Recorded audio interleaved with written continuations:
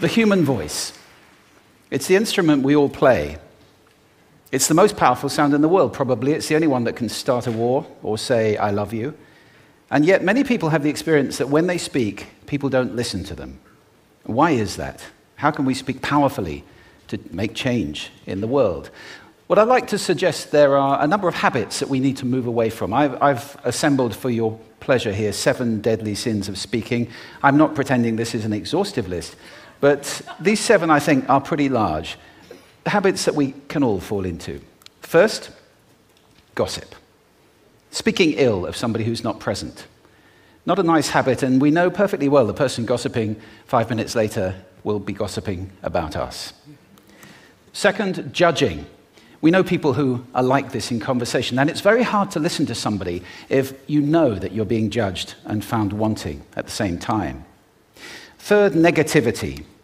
You can fall into this. My mother, in the last years of her life, became very, very negative, and it's hard to listen. I remember one day I said to her, it's October the 1st today, and she said, I know, isn't it dreadful? It's hard to listen when somebody's that negative. And another form of negativity, complaining. Well, this is the national art of the UK. It's our national sport. We complain about the weather, about sport, about politics, about everything. But actually, complaining is viral misery. It's not spreading sunshine and lightness in the world. Excuses. We've all met this guy. Maybe we've all been this guy. Some people have a blame thrower. They just pass it on to everybody else and don't take responsibility for their actions. And again, hard to listen to somebody who's being like that. Penultimate, the 6th of the 7, embroidery, exaggeration. It demeans our language, actually, sometimes. For example, if I see something that really is awesome, what do I call it? And then, of course, this exaggeration becomes lying, out and out lying, and we don't want to listen to people we know are lying to us. And finally, dogmatism. The confusion of facts with opinions. When those two things get conflated, you're listening into the wind. You know, somebody is bombarding you with their opinions as if they were true. It's difficult to listen to that. So here they are, 7 deadly sins of speaking. These are things I think we need to avoid. But is there a positive way to think about this? Yes, there is. I'd like to suggest that there are 4 really powerful cornerstones, foundations, that we can stand on if we want our speech to be powerful and to make change in the world. Fortunately, these things spell a word. The word is hail, and it has a great definition as well. I'm not talking about the stuff that falls from the sky and hits you on the head. I'm talking about this definition, to greet or acclaim enthusiastically, which is, I think, how our words will be received if we stand on these 4 things. So what do they stand for? See if you can guess. The H, honesty, of course. Being true in what you say, being straight and clear. The A is authenticity, just being yourself. A friend of mine described it as standing in your own truth, which I think is a lovely way to put it. The I is integrity, being your word, actually doing what you say, and being somebody people can trust. And the L is love. I don't mean romantic love, but I do mean wishing people well. For 2 reasons. First of all, I think absolute honesty may not be what we want. I mean, my goodness, you look ugly this morning. Perhaps that's not necessary. Tempered with love, of course, honesty is a great thing. But also, if you're really wishing somebody well, it's very hard to judge them at the same time. I'm not even sure you can do those 2 things simultaneously. So, hail. Also, now that's what you say, and it's like the old song, it is what you say, it's also the way that you say it. You have an amazing toolbox. This instrument is incredible, and yet this is a toolbox that very few people have ever opened. I'd like to have a little rummage in there with you now, and just pull a few tools out that you might like to take away and play with, which will increase the power of your speaking. Register, for example. Now, falsetto register may not be very useful most of the time, but there's a register in between. I'm not going to get very technical about this for any of you who are voice coaches. You can locate your voice, however. So if I talk up here in my nose, you can hear the difference. If I go down here in my throat, which is where most of us speak from most of the time, but if you want weight, you need to go down here to the chest. You hear the difference?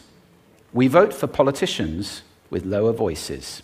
It's true, because we associate depth with power and with authority. That's register. And we have timbre. It's the way your voice feels. Again, the research shows that we prefer voices which are rich, smooth, warm, like hot chocolate. Well, if that's not you, that's not the end of the world, because you can train. Go get a voice coach. And there are amazing things you can do with breathing, with posture, and with exercises to improve the timbre of your voice. Then prosody. I love prosody. This is the sing-song, the meta-language that we use in order to impart meaning. It's route one for meaning in conversation. People who speak all on one note are really quite hard to listen to if they don't have any prosody at all. That's where the word monotonic comes from, or monotonous, monotone. Also, we have repetitive prosody now coming in, where every sentence ends as if it were a question, when it's actually not a question, it's a statement. And if you repeat that one over and over, it's actually restricting your ability to communicate through prosody, which I think is a shame. So let's try and break that habit. Pace. I can get very, very excited by saying something really, really quickly, or I can slow right down to emphasize. And at the end of that, of course, is our old friend, silence. There's nothing wrong with a bit of silence in a talk, is there? We don't have to fill it with ums and ahs. Can be very powerful. Of course, pitch often goes along with pace to indicate arousal, but you can do it just with pitch. Where did you leave my keys? Where did you leave my keys? It's a slightly different meaning in those two deliveries. And finally, volume. I can get really excited by using volume. Sorry about that if I startled anybody. Or I can have you really pay attention by getting very quiet. Some people broadcast the whole time. Try not to do that. That's called sodcasting. Imposing your sound on people around you carelessly and inconsiderately. Not nice. Of course, where this all comes into play most of all is when you've got something really important to do. It might be standing on a stage like this and giving a talk to people. It might be proposing marriage, asking for a raise, a wedding speech, whatever it is. If it's really important, you owe it to yourself to look at this toolbox and the engine that it's going to work on. And no engine works well without being warmed up. Warm up your voice. Actually, let me show you how to do that. Would you all like to stand up for a moment? I'm going to show you the 6 vocal warm-up exercises that I do before every talk I ever do. Anytime you're going to talk to anybody important, do these. First, arms up, deep breath in, and sigh out, like that. One more time. Very good. Now we're going to warm up our lips, and we're going to go bop, bop, bop, bop, bop, bop, bop, bop. Very good. And now, just like when you were a kid. Now your lips should be coming alive. We're going to do the tongue next with exaggerated la, la, la, la, la, la, la, la, la. Beautiful. You're getting really good at this. And then roll an R. That's like champagne for the tongue. Finally, and if I can only do one, the pros call this the siren. It's really good. It starts with we and goes to or. The we is high, the or is low. So you go wee, or, wee. Fantastic. Give yourselves a round of applause. Take a seat. Thank you. Next time you speak, do those in advance. Now, let me just put this in context to close.